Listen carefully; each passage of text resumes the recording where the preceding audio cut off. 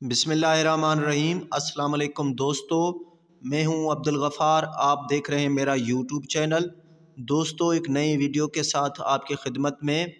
दोस्तों, आज हम क्लास 4 में से सबक 5वां पढ़ेंगे, जिसका उन्वान है शब कदर। दोस्तों, आप दोस्तों से गुजारिश है, अगर आप चैनल पे नए हैं तो चैनल को सब्सक्राइब, वीडियो को लाइक, शेयर और अपने राय से हमें ज़रूर आगाह करें। चलते हैं सबक की तरफ। सबक पंजूं शब कदर। रमज़ान जे भलारे महीने जी हर रात ऐं हर ॾींहुं बरकतन वारो आहे, पर सभिनी रातियुनि में शब कदर सभिनी खां भली रात आहे। शब कदर खे लैलतुल क़द्र बि चवंदा आहिनि। अहिड़ी शाहिदी क़ुरान शरीफ़ जी सूरतुल क़द्र में हिन रीति ॾिनल आहे। बेशक असां क़ुरान शब कदर में लाथो ऐं कंहिं सम्झायो त शब कदर छा आहे। शब कदर हज़ार महीननि खां भली आहे। मंझसि मलाइका ऐं रूह जिब्राईल अलैहिस्सलाम पंहिंजे पालणहार जे हुक्म सां सभु कंहिं कम जी पूराईअ लाइ लहंदा आहिनि। उन्हीअ राति पिरह फुटण ताईं सलामती आहे। हिक भेरे हज़ूर अकरम सल्लल्लाहु अलैहि आलिहि वसल्लम जन खे असहाब सॻोरन अर्ज़ कयो त साईं, अॻ वारनि माण्हुनि जूं ॼमारूं असां खां वॾियूं हुयूं।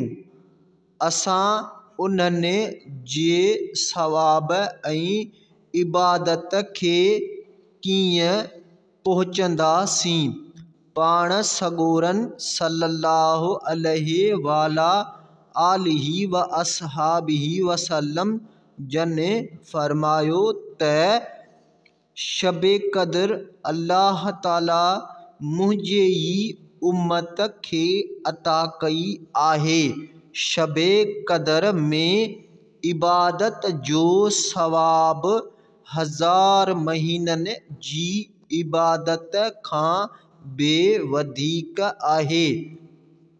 हज़ूर अनवर सल्लल्लाहु अलैहि आलिहि वसल्लम जन शब कदर जी बरकतनि बाबति फरमायो आहे त मुंहिंजी उम्मत मां जेको मर्द या औरत चाहे त मुंहिंजी क़ब्र रोशन थिए, उन खे घुरिजे त रमज़ान महीने जी क़द्र वारनि रातियुनि में कसरत सां इबादत करे, जीअं अल्लाह ताला उन जी बरकत सां संदसि गुनाह बख़्शे ऐं घणो सवाब अता करे। पाण सॻोरन सल्लल्लाहु अलैहि आलिहि वसल्लम जिन फरमायो आहे त हिन राति खे रमज़ान शरीफ़ जी आख़िरी ॾहाके जे 21 रातियुनि में तलाश करणु घुरिजे।